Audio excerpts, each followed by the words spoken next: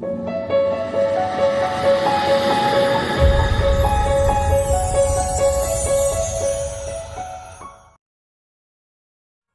बच्चों, क्लास 12। आज की जो हमारी टॉपिक है वह है संधारित्र के परावैद्युत पर प्रेरित आवेश।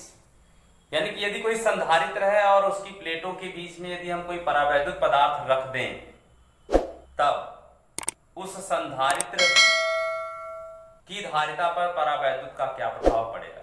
यानी कि जो प्रेरित आवेश है वह प्रेरित आवेश कितना होगा। यानी कि जो संधारित्र के प्लेटों के बीच में जो हम परावैद्युत पदार्थ रखेंगे तो उस पदार्थ पर कितना प्रेरित आवेश उत्पन्न होगा, यही हमारी आज की टॉपिक है।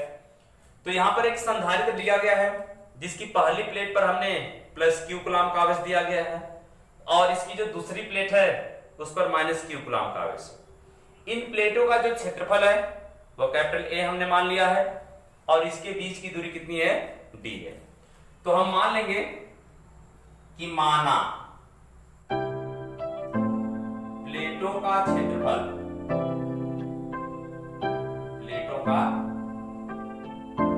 कितना है, ए, व उनके बीच की दूरी कितनी है, स्मॉल डी। ठीक है, हमने इतना मान लिया। यानी कि जो संधारित्र यहां पर लिया गया है जिसकी पहली प्लेट पर प्लस क्यू कूलम का आवेश है, दूसरी प्लेट पर माइनस क्यू कूलम का आवेश है, इन प्लेटों का क्षेत्रफल कैपिटल ए है और इनके बीच की जो दूरी स्मॉल डी है। ठीक है, अब जो प्लेट लिए गए हैं यानी कि पहली प्लेट और जो दूसरी प्लेट है जिस पर धन आवेश है उसका जो आवेश पृष्ठ घनत्व है वह प्लस सिग्मा है और जो माइनस प्लेट है उसका जो आवेश पृष्ठ घनत्व है वह माइनस सिग्मा। यानी प्लस के लिए प्लस सिग्मा, माइनस के लिए माइनस सिग्मा। तथा प्लेटों का आवेश पृष्ठ घनत्व, कितना है, सिग्मा। प्लस सिग्मा है, इसका मान कितना होता है आप जानते होंगे, क्यू बटे ए होता है। तथा दूसरे के लिए कितना है, माइनस सिग्मा। ठीक है, माइनस सिग्मा है। अब हमने मान लिया। तो जब दोनों प्लेटें हैं तो उनके प्लेटों के बीच में क्या होगा, एक वैद्युत क्षेत्र भी उत्पन्न होगा। ठीक है, तो अगर हम मान लें कि जो प्लेट पहली प्लेट है जिस पर प्लस क्यू कूलम का आवेश है, जो दूसरी प्लेट है माइनस क्यू कूलम का आवेश है, तो उसके बीच में जो उत्पन्न वैद्युत क्षेत्र है वह E0 है। तो प्लेटों के बीच में उत्पन्न वैद्युत क्षेत्र का मान कितना होगा, तो प्लेटों के बीच में वैद्युत क्षेत्र, प्लेटों के बीच वैद्युत क्षेत्र वो हो जाएगा आपका E0 बराबर कितना, ये होगा सिग्मा बटे एप्सिलॉन 0। सिग्मा बटे एप्सिलॉन 0। तो अगर सिग्मा बटे एप्सिलॉन 0 हुआ तो इसका मतलब है कि सिग्मा बराबर कितना होगा, क्यू बटे, तो हो जाएगा क्यू बटे ए एप्सिलॉन 0। ये हो गया आपका E0 का मान। अब इसके बाद से अब हम इसके बीच में क्या करेंगे, एक परावैद्युत पट्टी रख देंगे, एक परावैद्युत पट्टी रख देंगे। तो जब इसके बीच में एक परावैद्युत हम पट्टी रखेंगे तब क्या होगा, तब उस परावैद्युत पट्टी पर कुछ प्रेरित आवेश उत्पन्न होगा। तो चलिए हम लोग सबसे पहले एक परावैद्युत पट्टी इसके बीच में बना दे रहे हैं। ये हमने एक परावैद्युत पट्टी इसके बीच में ड्रा कर दी।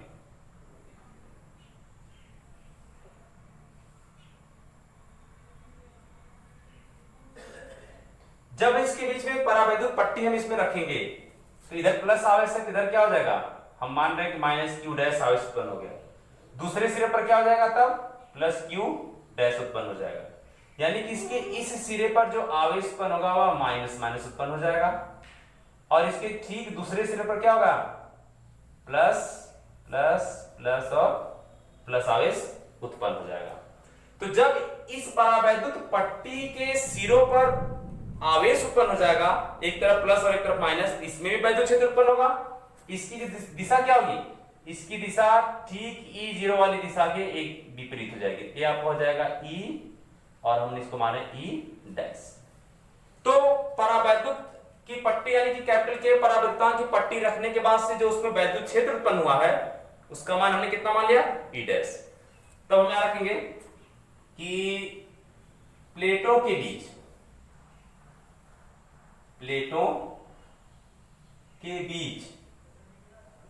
कैपिटल के परावैद्युतांक की पट्टी रखने पर पट्टी के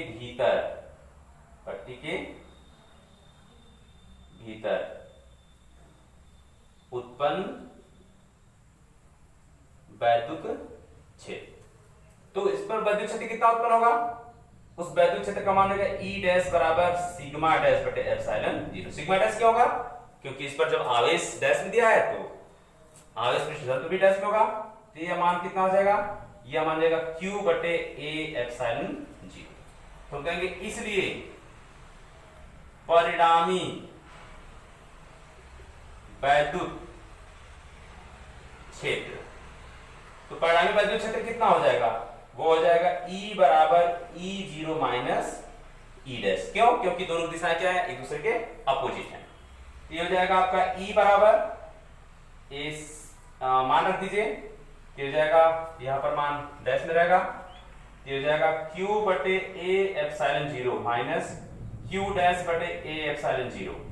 अब अगर हम इसको सॉल्व कर दें तो हमें कितना मिलेगा, हमें मिलेगा Q माइनस Q डैश और बटे A एप्सिलॉन जीरो।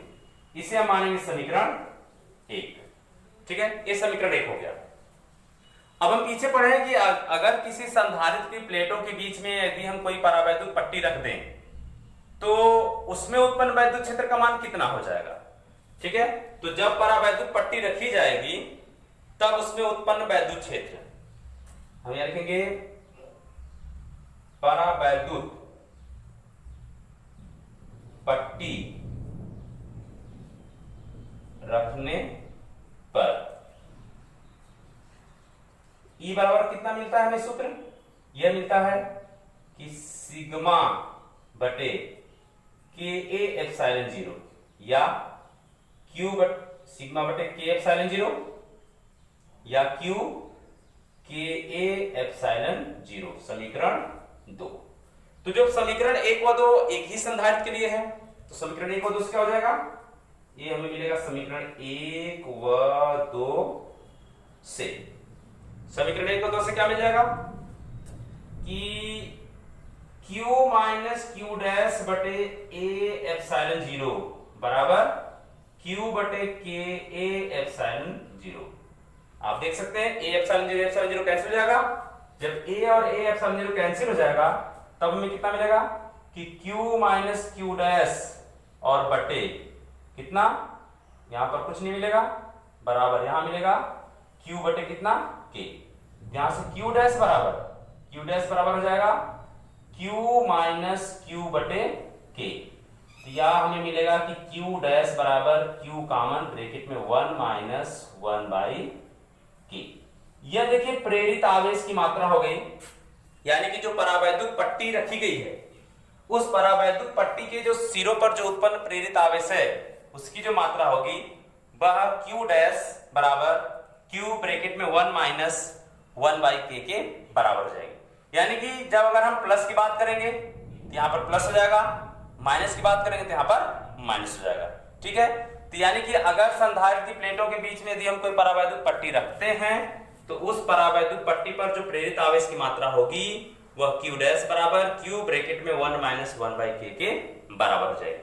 सपोज करिए कि अगर हम इसमें धातु की यदि प्लेटों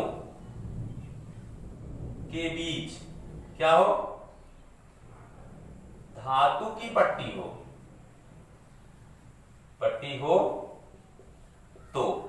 तो क्या होगा, तो K बराबर कितना लिया जाएगा, इनफाइनाइट।